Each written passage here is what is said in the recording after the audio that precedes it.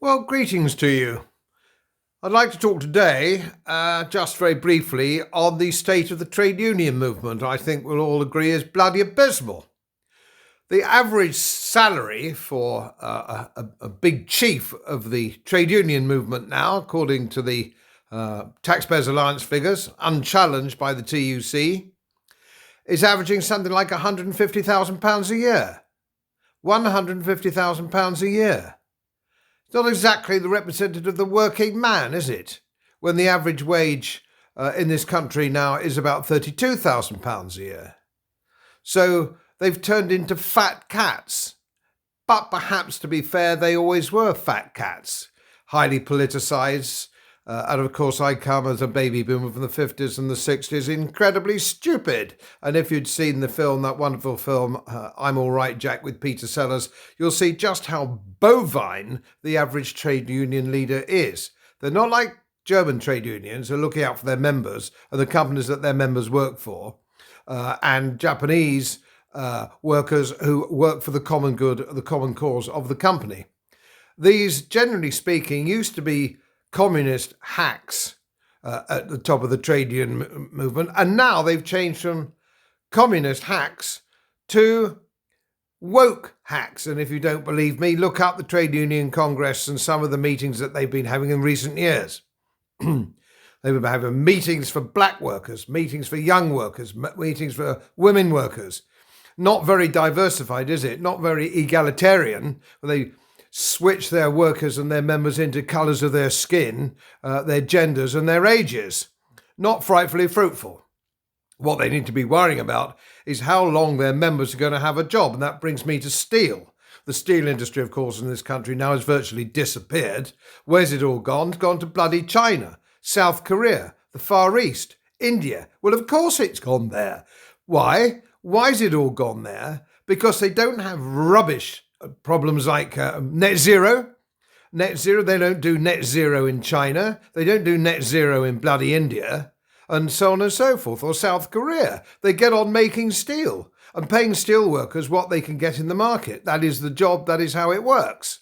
And no hundreds of regulations for employing somebody with their guaranteed minimum wages and their guaranteed pensions and their maternity leave and their paternity leave and their all sorts of other leaves and bits and pieces they get. No, they produce steel competitively at world prices, and we can't do that because we're hamstrung.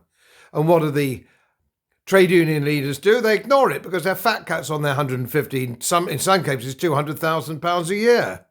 You never hear them talk about net zero. I was trying to get into the Trade Union Congress about 15 years ago, I think it was, or 12 years ago, in Manchester, to try and warn trade unionists what was actually going to happen if we continued to pursue this ludicrous climate change hoax and all the nonsense that goes with it. I said, this will cost your members jobs. Your members will lose their jobs in the industrial parts of Great Britain, whether it's South Wales, whether the north of England, wherever it is. And that's exactly what's happening in Scunthorpe, which was part of my Euro constituency when I was in office.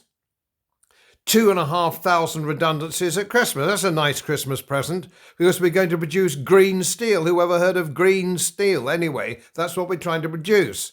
And we can't possibly compete with the Far East if we're going along these silly nonsense lines. It's got to stop. You can almost hear, can't you, the Oxford-educated civil servants and politicians, which we now all seem to have. They all seem to be Oxford, don't they? Always bloody Oxford, which means they've never done a real job in their bloody lives, and they just get into politics and they get to the top. You can almost hear them laughing at Scunthorpe. Ha ha, Scunthorpe. Where's that? Is that a real place? Oh, where is it? Who put the tea in Scunthorpe, etc., etc. They don't give a shit, these people. They don't care. But the 2,500 workers without a job next Christmas, it's coming Christmas, they care, and nobody's standing up for them. Nobody's looking out for them. There is no serious Labour Party looking after the working class. The Tories never thought it was their brief to look after the working class. And everything else is fake. We never hear from a Liberal Democrat once they've been elected. Who are they? Where are they? What do they stand for? Who knows? I just think it's shameful that the ordinary working man and woman in this country has been betrayed to the level that they have. And all for a hoax and nonsense. As most of you know, my work is very heavily independently research based, and I get my information from all over the world. It would help if you press the subscribe button and the little bell next to it, because the more subscribers I have, the more likely it is that international independent research institutes will share their material with me. It's most helpful, and then of course I automatically share it with you. So, surprise, won't cost you anything. Thank you very much.